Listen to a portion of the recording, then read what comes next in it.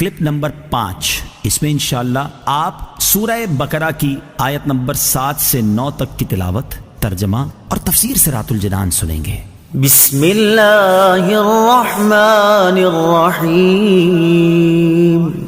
ترجمہ: اللہ کے نام سے شروع جو نہایت مہربان رحمت والا ہے۔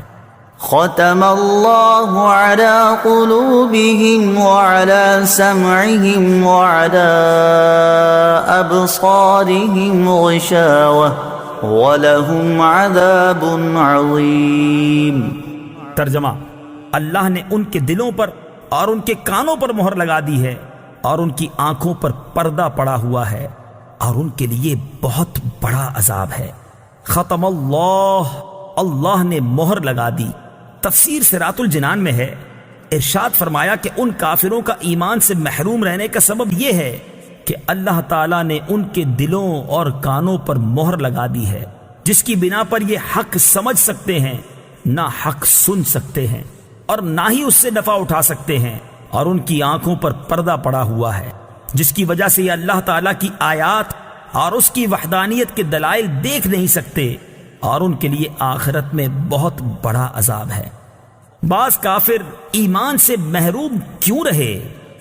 یہاں یہ بات یاد رکھیں کہ جو کافر ایمان سے محروم رہے ان پر ہدایت کی راہیں شروع سے بند نہ تھیں، ورنہ تو وہ اس بات کا بہانہ بنا سکتے تھے، بلکہ اصل یہ ہے کہ ان کے کفر و عناد، سرکشی و بے دینی، حق کی مخالفت اور انبیاء کرام علیہ الصلوۃ والسلام سے عداوت کے انجام کے طور پر ان کے دلوں اور کانوں پر مہر لگی اور آنکھوں پر پردے پڑ گئے۔ یہ ایسے ہی ہے جیسے کوئی شخص طبیب کی مخالفت کرے اور زہر قاتل کھا لے اور اس کے لیے دوا فائدہ مند نہ رہے، اور طبیب کہہ دے کہ اب یہ تندرست نہیں ہو سکتا، تو حقیقت میں اس حال تک پہنچانے میں اس آدمی کی اپنی کرتوتوں کا ہاتھ ہے، نہ کہ طبیب کے کہنے کا، لہٰذا وہ خود ہی ملامت کا مستحق ہے، طبیب پر اعتراض نہیں کر سکتا۔ وَمِنَ النَّاسِ مَن يَقُولُ آمَنَّا بِاللَّهِ وَبِالْيَوْمِ الْآخِرِ وَمَا هُم بِمُؤْمِنِينَ۔ ترجمہ: اور کچھ لوگ کہتے ہیں کہ ہم اللہ پر اور آخرت کے دن پر ایمان لے آئے ہیں، حالانکہ وہ ایمان والے نہیں ہیں۔ وَمِنَ النَّاسِ مَن يَقُولُ، اور کچھ لوگ کہتے ہیں۔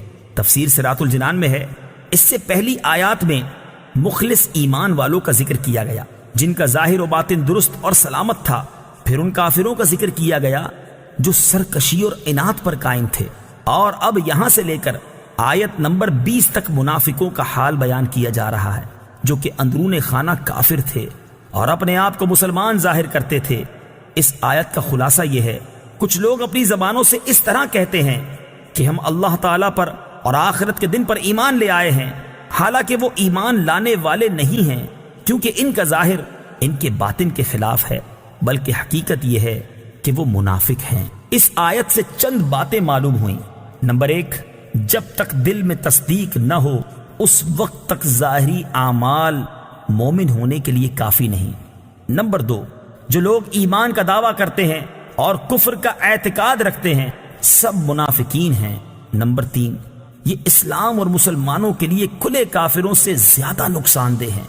وَمِنَ النَّاسِ، اور کچھ لوگ، تفسیر صراط الجنان میں ہے، منافقوں کو کچھ لوگ کہنے میں اس بات کی طرف اشارہ ہے کہ یہ گروہ بہتر صفات اور انسانی کمالات سے ایسا عاری ہے کہ اس کا ذکر کسی وصف و خوبی کے ساتھ نہیں کیا جاتا، بلکہ یوں کہا جاتا ہے کہ کچھ لوگ ہیں۔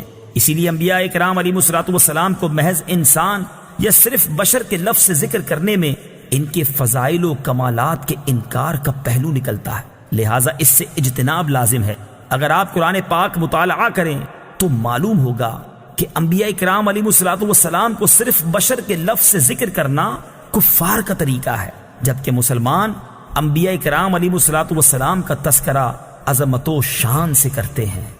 يخادعون الله والذين آمنوا وما يخدعون إلا أنفسهم وما يشعرون۔ ترجمہ: یہ لوگ اللہ کو اور ایمان والوں کو فریب دینا چاہتے ہیں، حالانکہ یہ صرف اپنے آپ کو فریب دے رہے ہیں اور انہیں شعور نہیں۔ یخادعون اللہ، وہ اللہ کو دھوکہ دینا چاہتے ہیں۔ تفسیر صراط الجنان میں ہے اللہ تعالیٰ اس سے پاک ہے کہ اسے کوئی دھوکہ دے سکے، وہ تمام پوشیدہ باتوں کا جاننے والا ہے۔ یہاں مراد یہ ہے کہ منافقوں کے طرز عمل سے یوں لگتا ہے کہ وہ خدا کو فریب دینا چاہتے ہیں، یا یہ کہ خدا کو فریب دینا یہی ہے کہ وہ رسول اللہ صلی اللہ تعالیٰ علیہ وسلم کو دھوکہ دینا چاہتے ہیں، کیونکہ حضور پرنور صلی اللہ تعالیٰ علیہ وسلم اللہ تعالیٰ کے نائب اور خلیفہ ہیں، اور انہیں دھوکہ دینے کی کوشش گویا خدا کو دھوکہ دینے کی طرح ہے۔ لیکن چونکہ اللہ تعالیٰ نے اپنے حبیب صلی اللہ تعالیٰ علیہ وسلم کو منافقین کے اندرونی کفر پر مطلع فرمایا، تو یوں ان بے دینوں کا فریب نہ خدا پر چلے، نہ رسول پر، اور نہ مومنین پر، بلکہ در حقیقت وہ اپنی جانوں کو فریب دے رہے ہیں، اور یہ ایسے غافل ہیں کہ انہیں اس چیز کا شعور ہی نہیں۔ ظاہر و باطن کا تضاد بہت بڑا عیب ہے۔ اس آیت سے معلوم ہوا کہ ظاہر و باطن کا تضاد بہت بڑا عیب ہے۔ یہ منافقت ایمان کے اندر ہو تو سب سے بدتر ہے، اور اگر عمل میں ہو تو ایمان میں منافقت سے تو کمتر ہے، لیکن فی نفسی ہی سخت خبیث ہے۔ جس آدمی کے قول و فعل اور ظاہر و باطن میں تضاد ہوگا تو لوگوں کی نظر میں وہ سخت قابل نفرت ہوگا۔ ایمان میں منافقت مخصوص لوگوں میں پائی جاتی ہے، جبکہ عملی منافقت ہر سطح کے لوگوں میں